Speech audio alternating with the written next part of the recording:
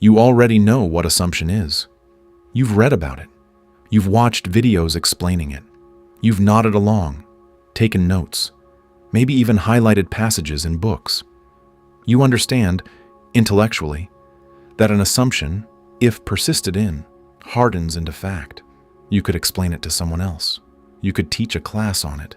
And yet, if you're honest with yourself right now, deeply, privately honest, your life still looks almost identical to the way it looked before you learned any of this. The same financial ceiling, the same relational patterns, the same quiet disappointment when you wake up and scan your reality and nothing has shifted. You know the principle. You agree with the principle.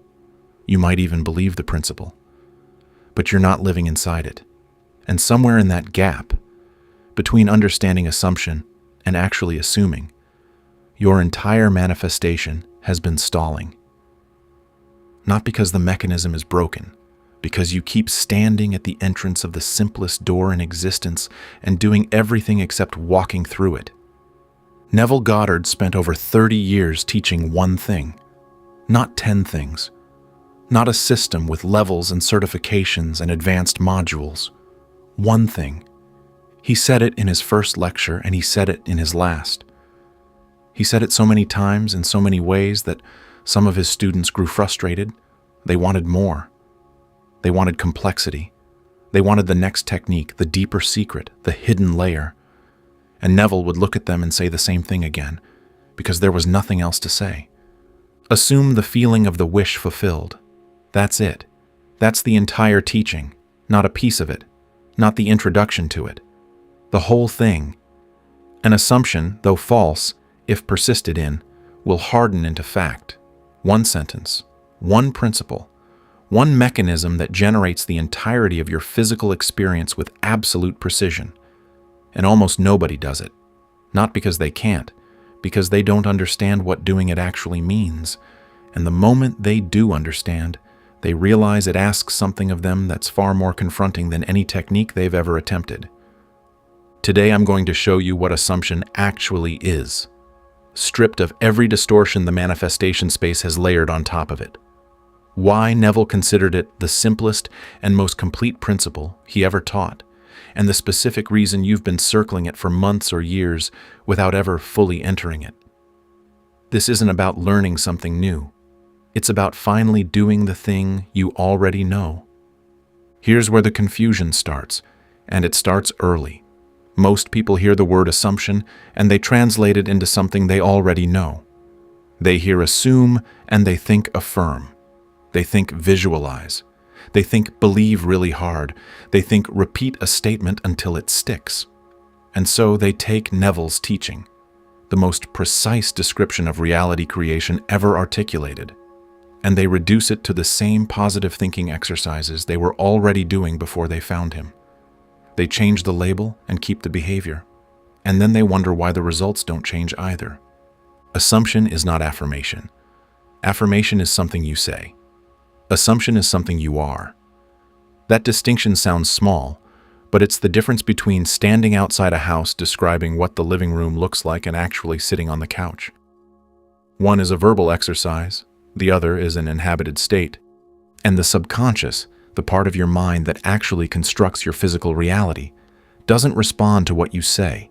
It responds to where you live, not your physical address, your psychological one, the state you occupy when you're not performing any technique, the default atmosphere of your inner world when no one is watching, when you're not meditating, when you're just being yourself in the shower, in the car, lying in bed staring at the ceiling. That atmosphere, that thing you are when you're not trying to be anything, is your assumption, and it's been building your reality with mechanical precision every single day of your life. Neville made this so plain it's almost insulting. He said you don't manifest what you want. You don't manifest what you think. You don't manifest what you affirm. You manifest what you assume to be true.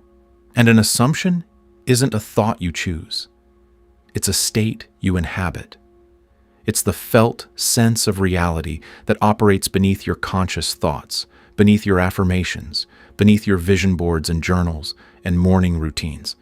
It's the thing your body knows even when your mouth is saying something different. You say, I am abundant. Your body says nothing has changed.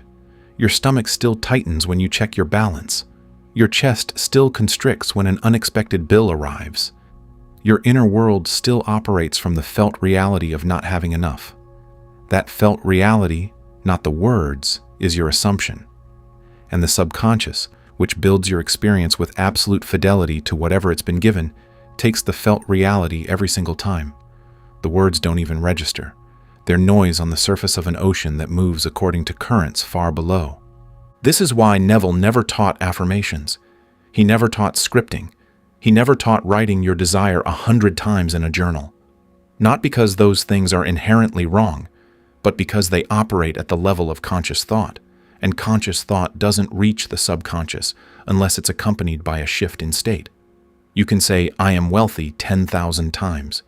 If the state you're occupying while you say it is the state of a person who doesn't have wealth and is trying to convince themselves otherwise, the subconscious receives the state, not the sentence, and it builds accordingly.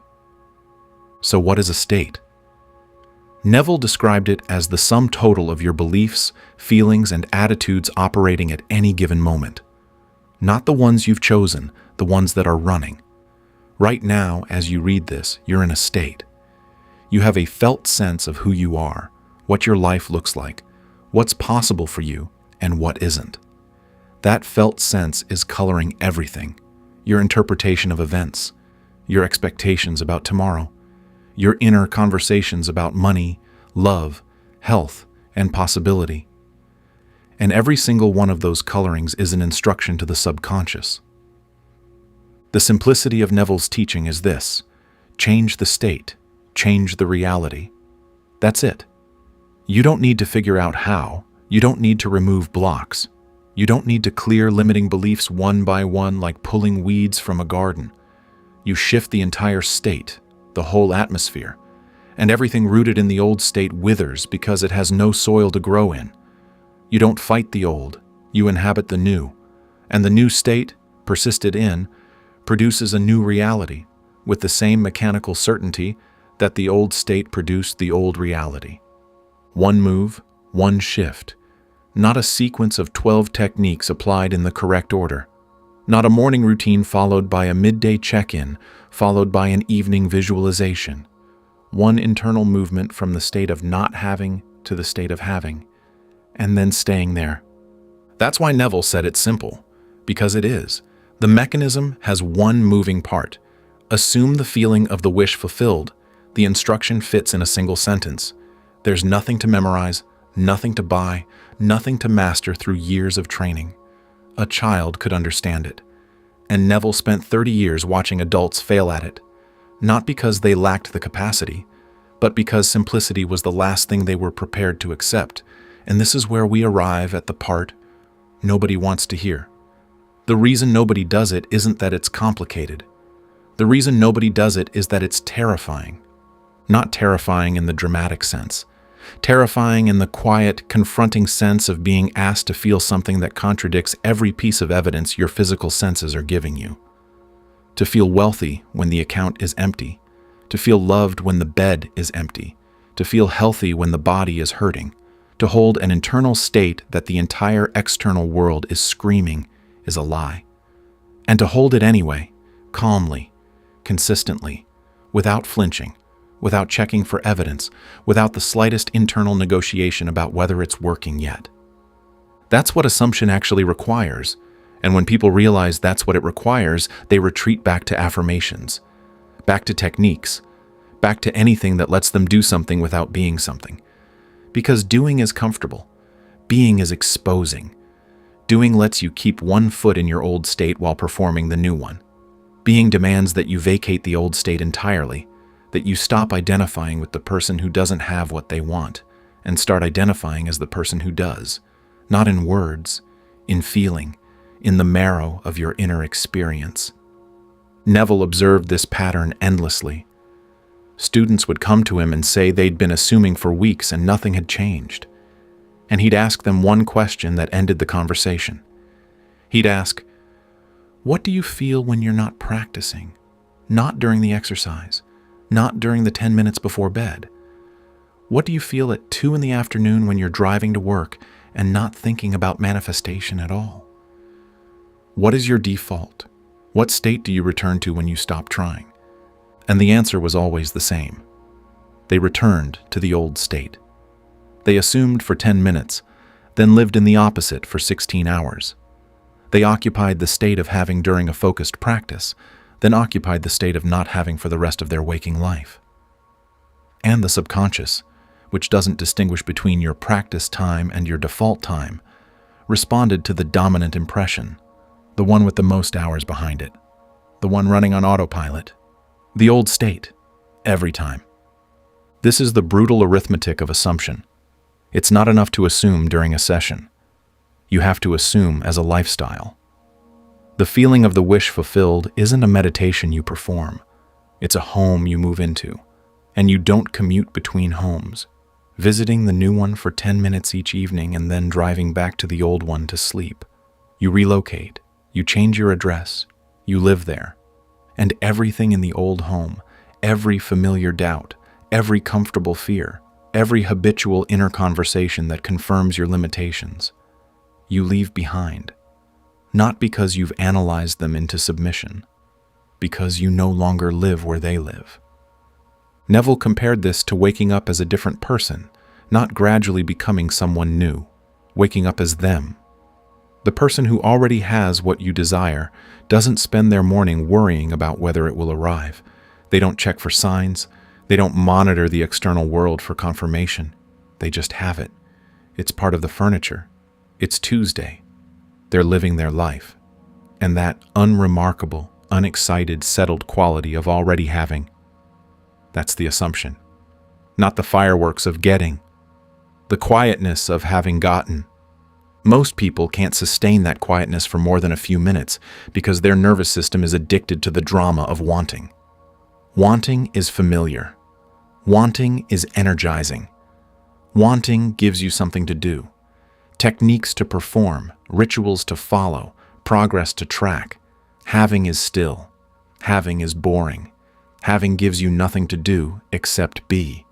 And for most people, being is the most uncomfortable experience available, because being requires you to sit inside a feeling that has no external evidence supporting it, and trust that feeling more than you trust your eyes, your bank account, your relationship status, and every piece of physical data your senses are collecting. That's why nobody does it. Not because the instruction is unclear, because the instruction asks you to prioritize an internal state over external evidence. And your entire life, every year of education, every social norm, every survival instinct, has trained you to do the exact opposite. You've been trained to let the outside determine the inside. Something good happens, you feel good. Something bad happens, you feel bad. Your circumstances dictate your state. And Neville walked in and said, reverse it. Let your state dictate your circumstances. Feel the state first. Let the circumstances follow. And if the circumstances haven't followed yet, keep feeling the state anyway. That reversal, internal before external, feeling before evidence, is the entire mechanism. And it's the thing almost no one sustains long enough for the mechanism to complete its work. So what does it actually look like when someone does it? When someone crosses the line from understanding assumption to living inside one? Neville described it as a shift that happens in the quality of your inner life. Not the content, the quality. The content might be the same scene, the same imagined reality, but the quality changes from reaching to resting, from trying to being, from performing the state to inhabiting it. And you can't fake that shift. You can't manufacture it through repetition or willpower. It happens when something inside you stops negotiating and starts accepting. Think about something in your life right now that you have without question. Your name, your nationality, the city you live in. You don't affirm these things. You don't visualize them. You don't hope they're true. You don't check for evidence. They're just facts. The felt quality of those facts, that absolute absence of effort, is what assumption feels like when it's actually working. There's no heat to it, no charge, no urgency, just the quiet, settled presence of something that is. Now compare that to how you feel about the thing you're trying to manifest. Notice the difference. There's wanting, there's reaching. There's a gap between where you are and where you want to be. And you can feel that gap in your chest, in your stomach, in the tightness of your inner dialogue. That gap is your actual assumption, not the affirmation you paste on top of it, the felt reality underneath. And that felt reality is what's manifesting. Neville told his students that assumption has nothing to do with effort and everything to do with acceptance. You don't assume harder. You don't assume more intensely. You accept more completely. You accept that the wish is fulfilled, not as a strategy, not as a technique, not as a means to an end, but as a fact. The way you accept that the sun exists, not because you've been told it does, because you feel its warmth on your face. The acceptance isn't intellectual, it's sensory, it's felt, it lives in your body, not in your thoughts. And here's where Neville's instruction becomes almost maddeningly precise. He said you generate this acceptance by constructing a single brief scene in your imagination, a scene that could only be occurring if your wish were already fulfilled. And you enter that scene in the drowsy state before sleep. You don't watch the scene from outside. You live inside it. You see through your own eyes. You feel with your own hands. You hear the sounds that belong to that reality. And you loop it, gently, without strain, until you fall asleep inside it. That's the technique. A few seconds of imaginal experience, repeated in the state between waking and sleeping, saturated with the feeling of already having. And Neville said that if you do this, truly do it, not as a performance but as an experience, you will feel a shift. Something settles. The scene stops feeling imaginary and starts feeling like a memory. The wishing evaporates and something quieter takes its place. A knowing, not a hoping, a knowing. And that knowing, that settled, certain, unexcited acceptance, is the assumption that hardens into fact. But the technique is 2% of the work. The other 98% is what you do with the remaining 23 hours and 50 minutes of your day. Because every moment you're awake, you're either maintaining the new assumption or returning to the old one. Every inner conversation is either consistent with the wish fulfilled or contradicting it. Every emotional reaction to your current circumstances is either the response of someone who already has what they desire or the response of someone who doesn't. Neville didn't sugarcoat this. He said the real discipline of assumption is not the nightly scene. It's the daytime vigilance. Catching yourself, mid-conversation, mid-worry, mid-fear, and gently returning to the state of having. Not fighting the contradictory thought, not arguing with the doubt, simply returning to the feeling the way you'd return your attention to your breath in meditation. The thought arises, you notice it. You return to the assumption, again and again and again. This is the part that nobody does. Not because it's complex, because it's relentless. The old state doesn't die quietly.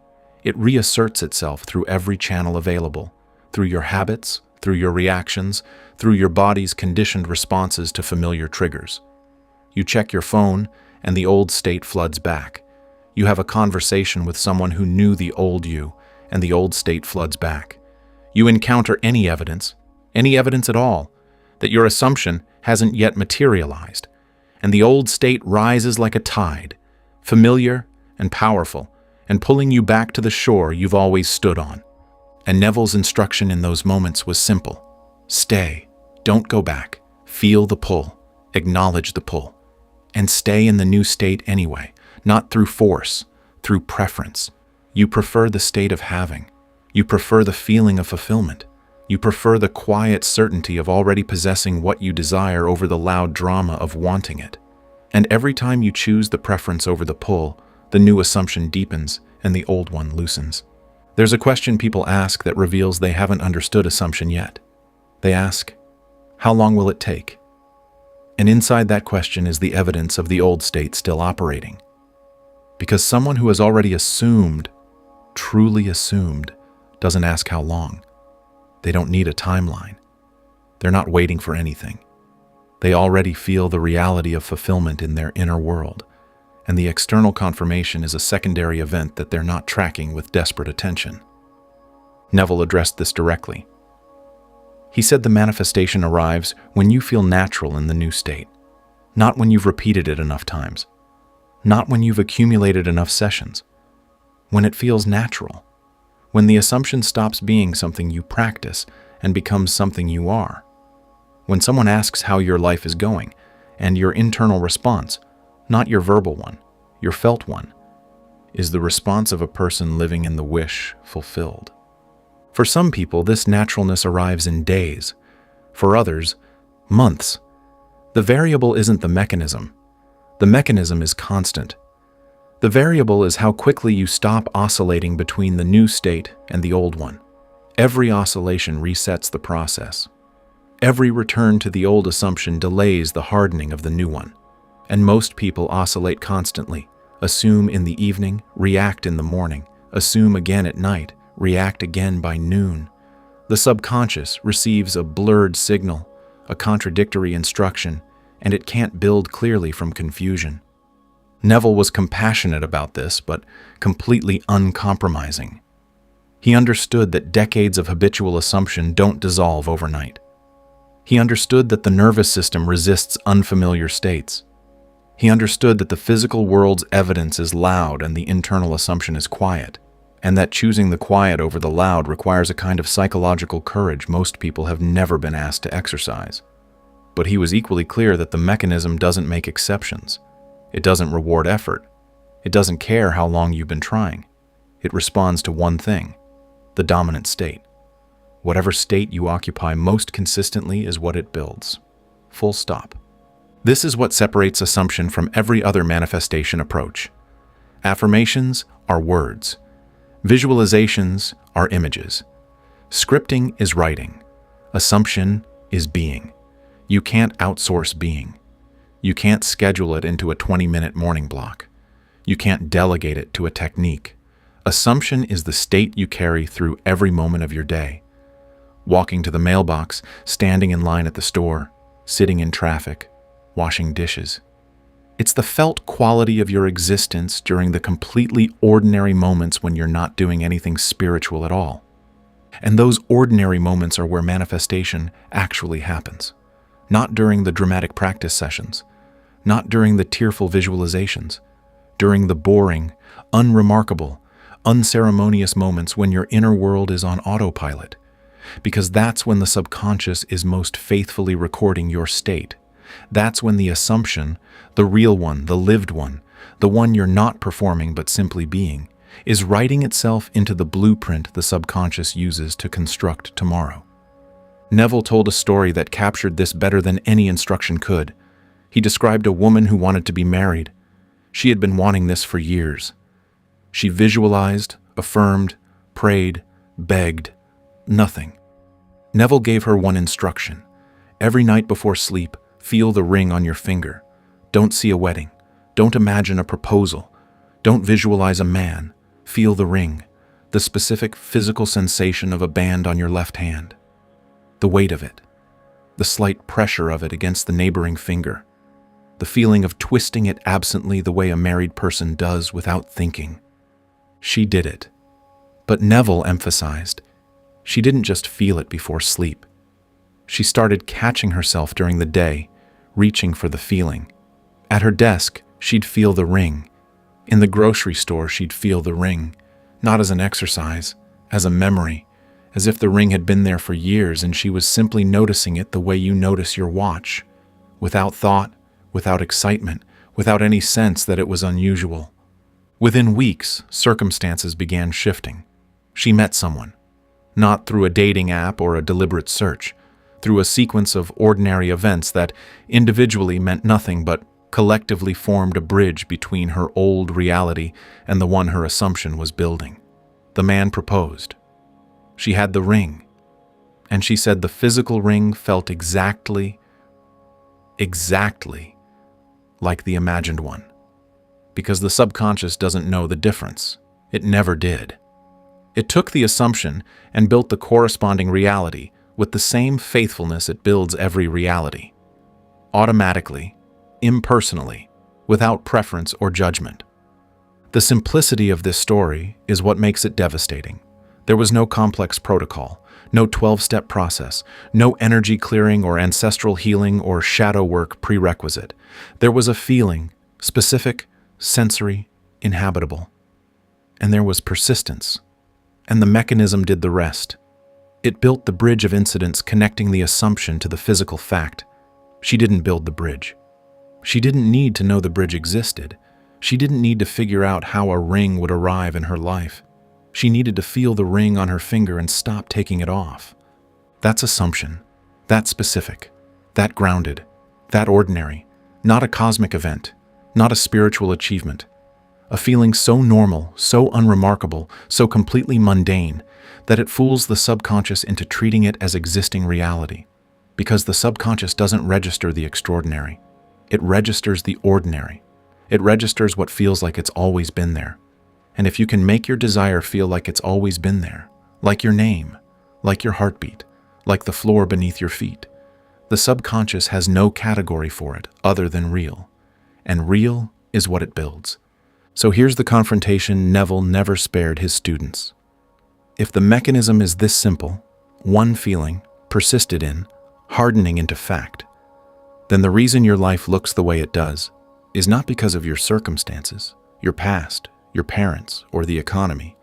It's because of what you've been assuming, habitually, unconsciously, for years.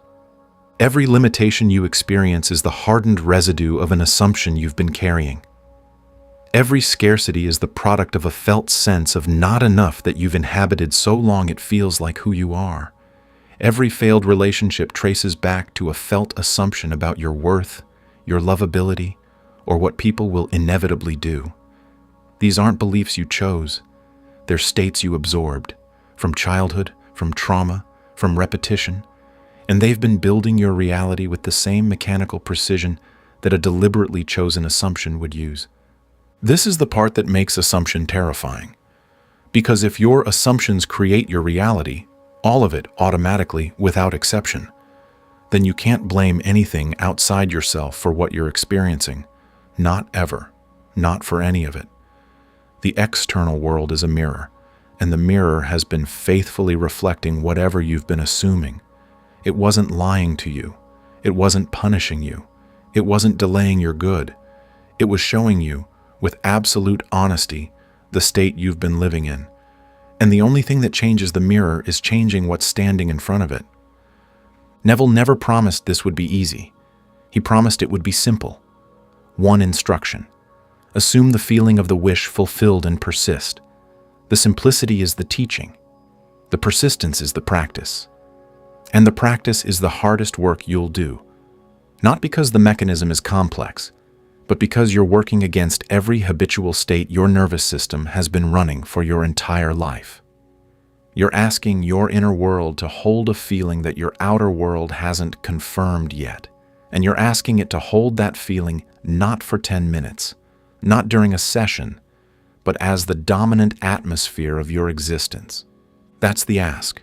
And it's the ask almost nobody meets, not because they lack discipline, because they keep converting the ask into something easier, a technique to perform instead of a state to inhabit, a ritual to complete instead of a life to live, an exercise to check off instead of an identity to assume. Neville would tell you to stop converting, stop looking for the version of this that requires less of you. The entire teaching is contained in one sentence, and that sentence has been available to you since the first time you heard it. You didn't need another video. You didn't need another explanation. You needed to do the thing the sentence says. Assume the feeling of the wish fulfilled, not think about it, not affirm it, not visualize it.